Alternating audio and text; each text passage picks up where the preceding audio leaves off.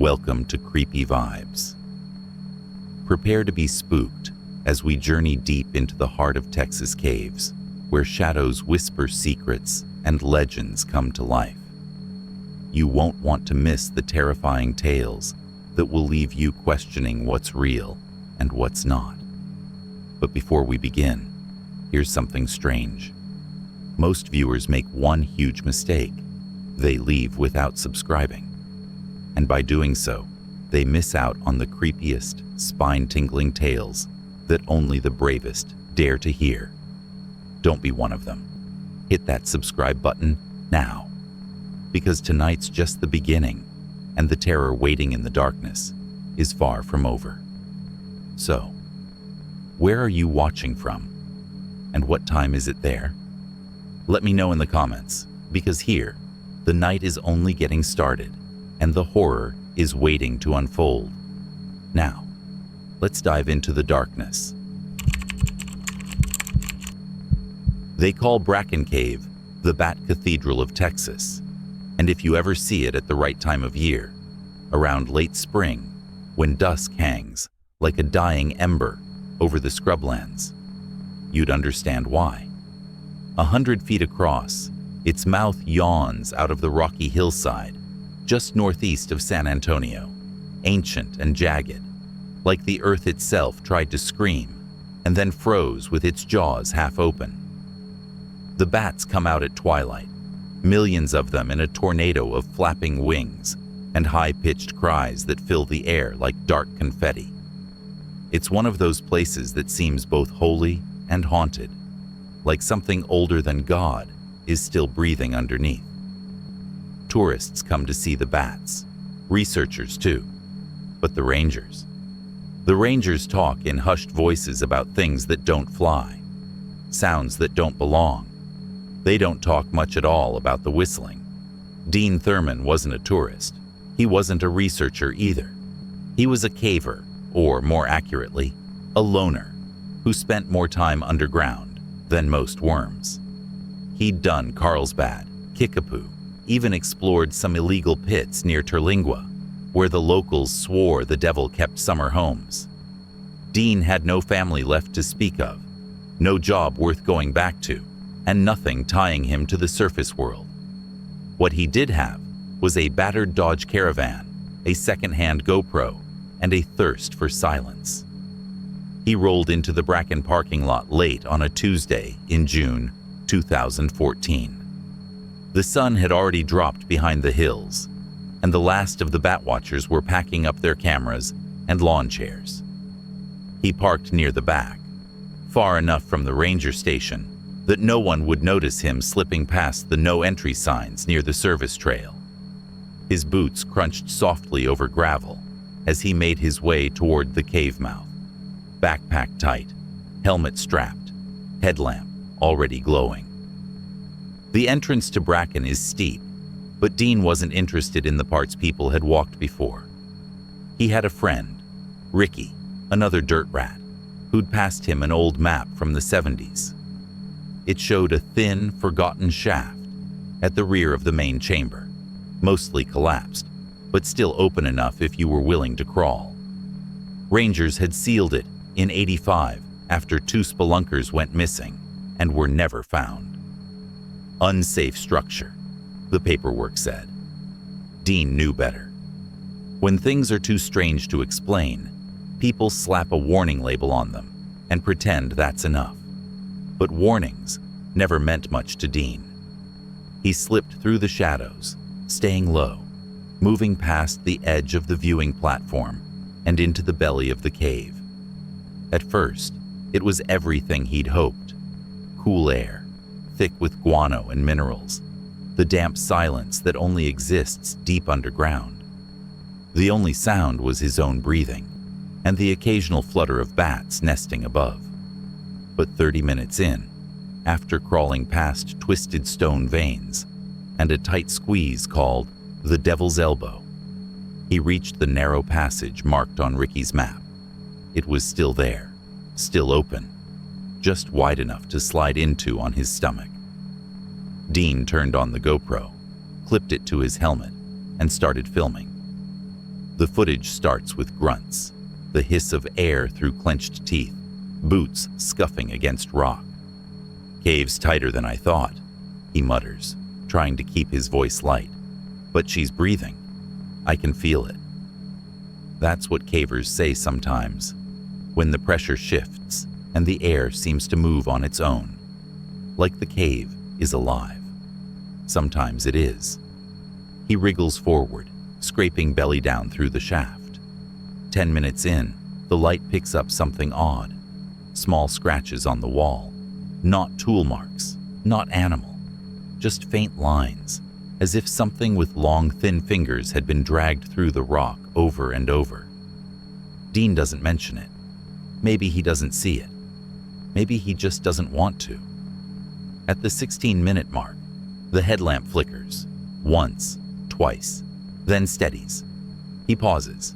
The camera tilts. There's a sound then. Software barely there, like someone breathing far off down the tunnel, or whistling. It's not a tune. Not exactly. Just a long rising note, shrill and reedy, like someone trying to get the attention of a dog. Dean stops crawling. "Hello?" he says. "Is someone down here?" His voice echoes, thin and uncertain. The whistle stops. Dean breathes harder now. "Probably just wind," he mumbles. But his tone is wrong. He doesn't believe it. He inches forward again, slower now. The passage opens into a small chamber, maybe 20 feet across, walls wet and glittering like old bone. And right in the center is something no ranger ever reported. A stone arch, not natural, carved. Symbols etched into the rock. Not letters, not anything Dean or anyone should have recognized. But they pulse faintly under his light, as if they absorbed it. He stands there a moment, just breathing. Then the whistle comes again. This time, it's right behind him. Dean spins. The camera catches nothing but darkness. No eyes, no face, just air. And the echo of the whistle bouncing around the chamber. Louder now, closer. He whispers, "Who's there?" Then again, louder. "Who's there?" Silence. A shuffle of stone. The light flickers. The last 30 seconds are chaos. The camera jostles as Dean tries to crawl back the way he came, muttering, "No, no, no," over and over like a prayer. The whistle rises, sweet and low, the kind of sound meant to lure something or someone. The light dies just as Dean screams, not loud, not long, just a single sharp breath. Then nothing. Black screen. The camera was found a week later wedged between two rocks, the strap torn, the plastic cracked. They never found Dean, never found his helmet, or his pack, not even a boot print. The rangers sealed the cave tighter than ever, poured concrete until the shaft was gone. They filed the report as an accident. Wrong place, wrong time. Happens to cavers all the time. Nature claims them. That's what they said. But not everyone buys it. Sometimes campers who wander too close after sunset swear they hear something. Not the bats, not the rustle of leaves. A whistle. Long, sweet, familiar. Like someone calling a dog that's already come home.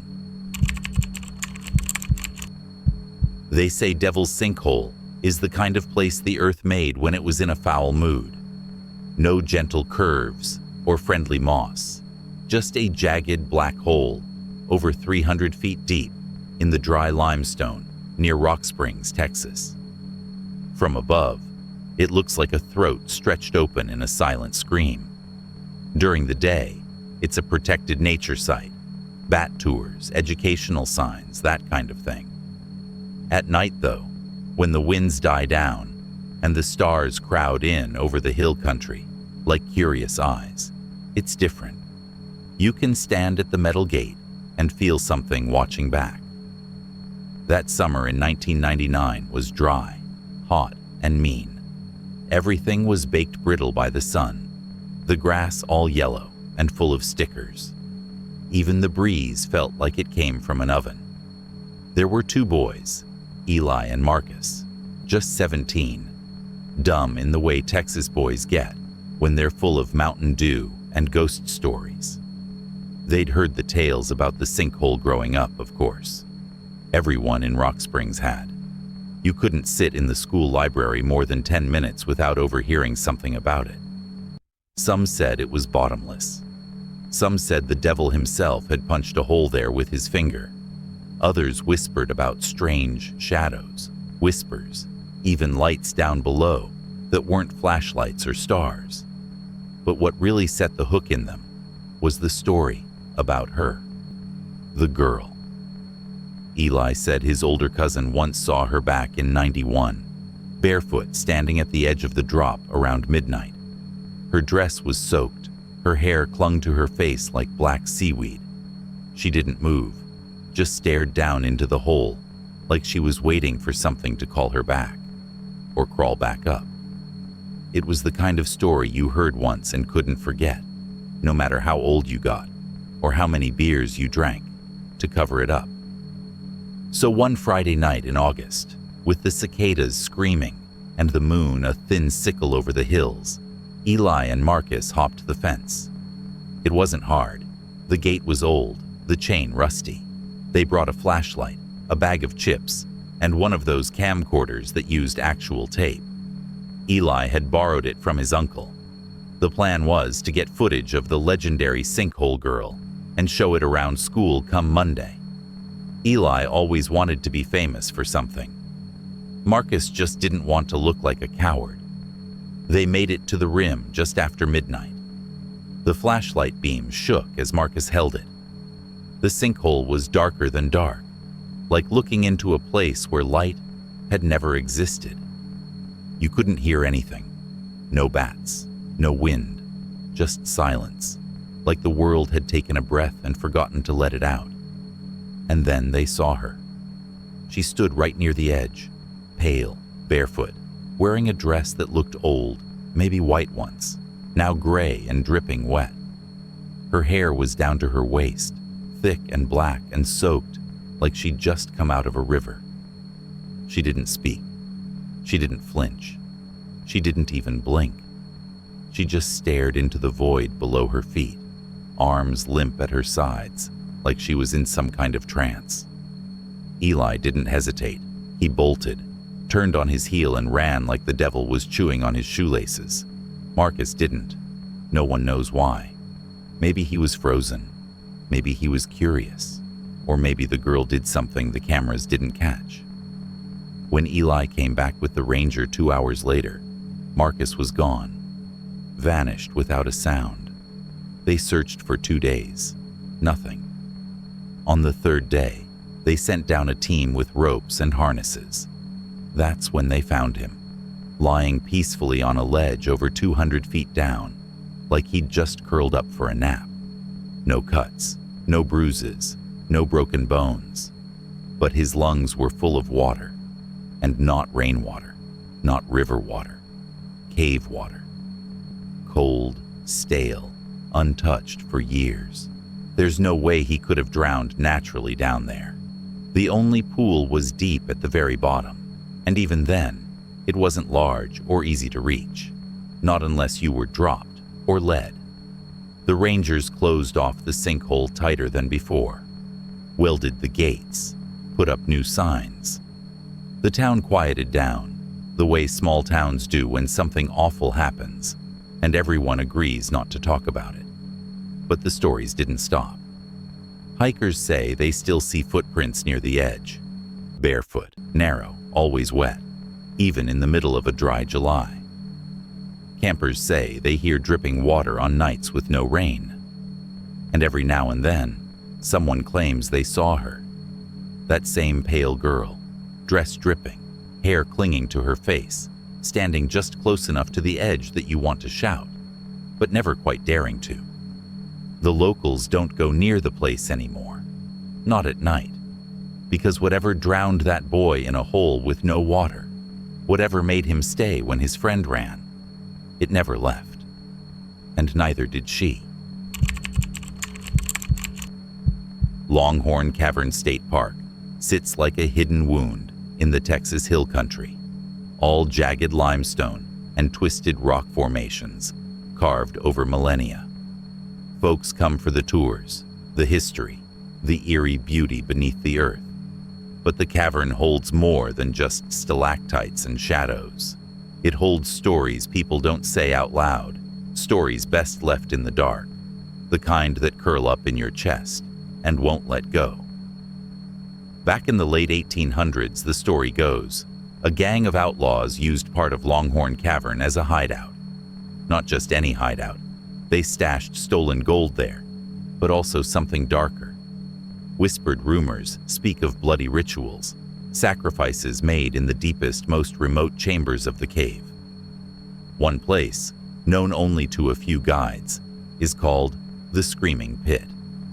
It's a cavernous hollow deep inside, where the walls twist and narrow like a throat, and the echoes don't just bounce back.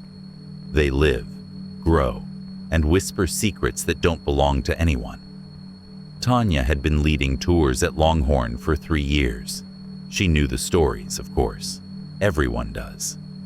But like most guides, she never spoke of the things she saw off the record. She said it was just the cave playing tricks on your mind.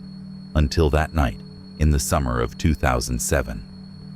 It was a group of 8, mostly families, a couple of kids, and a few tourists from out of state. Tanya led them carefully through the winding passages, her flashlight cutting through the thick darkness.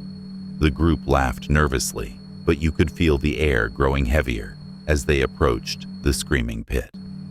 The guides who knew better never led tours in that part after sunset, but this group had requested a special night tour. Tanya agreed, thinking it was just another night. They stepped into the chamber. The air was thick, damp, and cold enough to make your skin crawl. Tanya was telling the story of the outlaws and their gold when suddenly the lights went out. The electric lamps flickered once, twice, and died.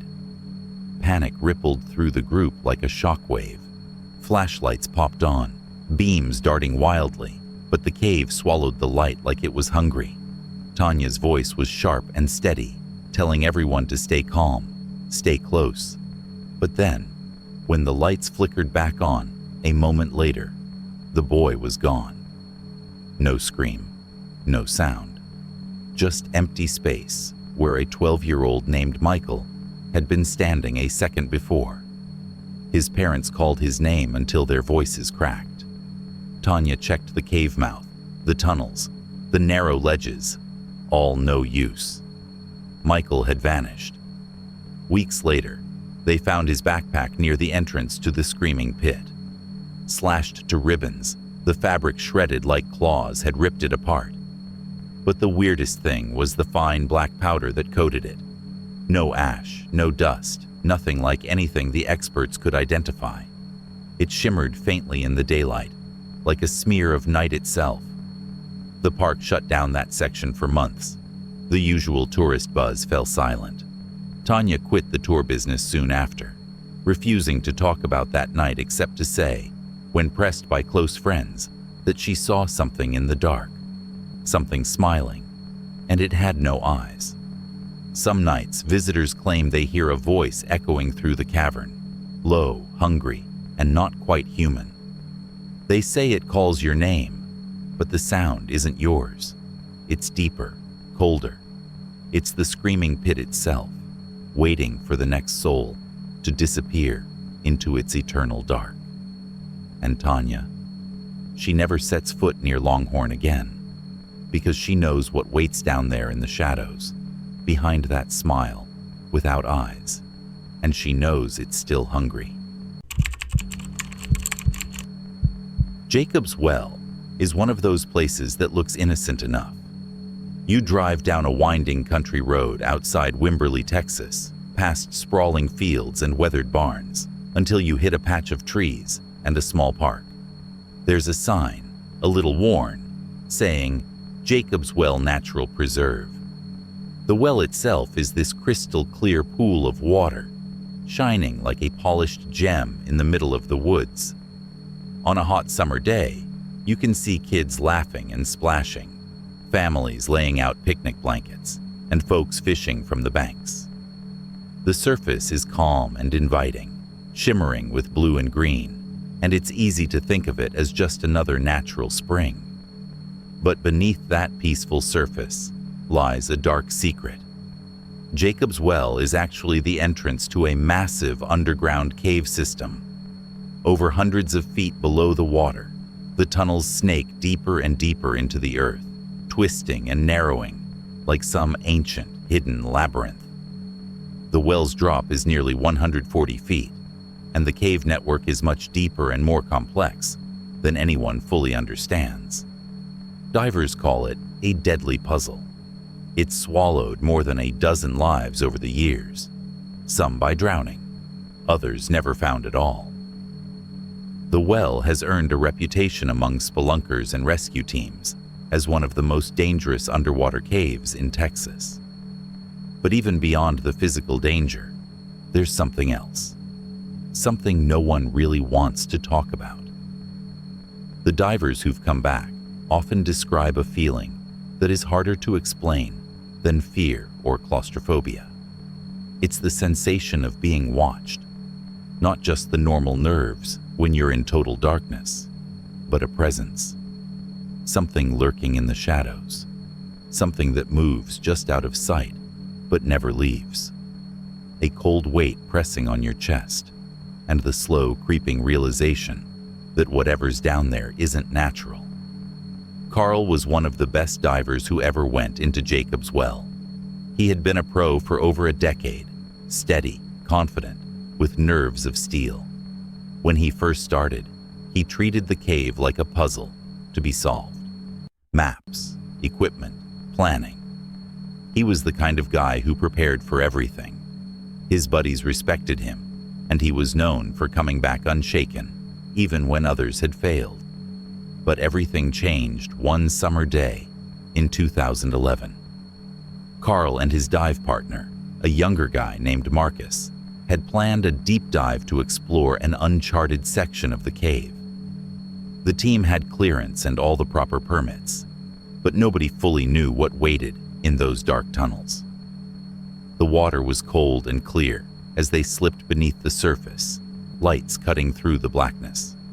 They communicated with hand signals and made slow progress deeper into the cave system. Then, something went wrong. Minutes after entering one narrow chamber, Carl's partner disappeared. Carl's heart hammered in his chest as he swam frantically, calling out in muffled bubbles, scanning the murky water with his flashlight. But Marcus was nowhere to be found. In the panic, Carl surfaced alone. When he broke the water, gasping and shaking, rescue teams were waiting. His face was pale, eyes wide with a kind of terror that made people back away. Carl told the rescuers what he'd seen beneath him as he tried to escape the cave. Another diver, or what looked like one. The figure had been upside down in the water, eyes wide and unblinking, mouth moving silently, as if trying to speak through the water. But there had been no other divers logged that day. No one else was in the cave but them. The rescue teams reviewed the security camera footage from the underwater cameras near the cave entrance. What they saw froze the blood in everyone's veins. There was something floating beneath Carl in the water. Too pale, too still, too perfect. It looked like a corpse, but the mouth was stretched open in a scream so wide it seemed unnatural, almost impossible. No sound came from it, just a frozen, soundless scream, locked in time beneath the waves. Carl refused to dive again after that day. He said the thing down there wasn't just a dead body. It was something that wore the dead like a mask. It copied them, mimicked their faces and movements, but underneath was something else, something ancient and hungry. He believed it waited in the dark, watching divers, learning, and waiting for the next person brave enough, or foolish enough, to swim down into the cave. Locals whisper about Jacob's Well in hushed tones, warning visitors to stay away after dark. They say that sometimes you can hear the sound of lips moving under the water, but no bubbles, no breath. Sometimes when the surface is still and the moon is high, a faint shape drifts just beneath the blue mirror, pale and unmoving. They say it's calling you, waiting to pull you down. And if you ever find yourself standing at the edge of Jacob's Well, staring down into that impossibly blue water, maybe you'll feel it too. The eyes beneath the surface, watching, waiting. Because down there, in the dark cold, something is hungry for more than air, something that will never let go. Kikapoo Cavern sits out there in the Texas Hill Country like some forgotten secret, a patch of earth cracked open where darkness has lived for thousands of years. Locals know it as a place of bats and narrow tunnels, a playground for hikers and explorers who want a taste of the underground. But the cavern system is much bigger than the casual visitor ever sees. The rangers keep tight control over most of it, warning that some parts are unstable, dangerous, and not meant for anyone to wander into. The official maps show just a small slice of what's really there, a tiny glimpse of a world that runs deeper and darker than most could imagine. Back in 2006, a group of 5 geology students from a local university thought they were ready to take on more than just the surface trails.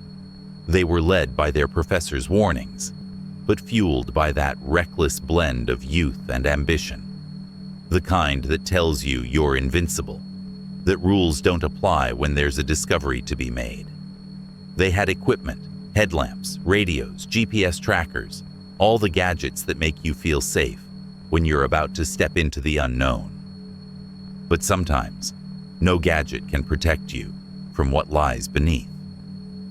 They made their way past the official trails, slipping through a fence at a forgotten gate. The air grew cooler and heavier as they descended into the cavern. The walls glistened wet and slick under their lights, dripping water echoing through the hollow spaces. As they moved deeper, the tunnel widened suddenly, opening into a chamber so vast it swallowed their headlamps whole. It was like stepping inside a cathedral built by the earth itself, with ceilings lost to shadow and walls carved with strange, jagged symbols. No one had ever mapped this place, no one except the cave itself. Their GPS devices went dead. Radios fizzled into silence. The silence around them grew thicker, almost suffocating.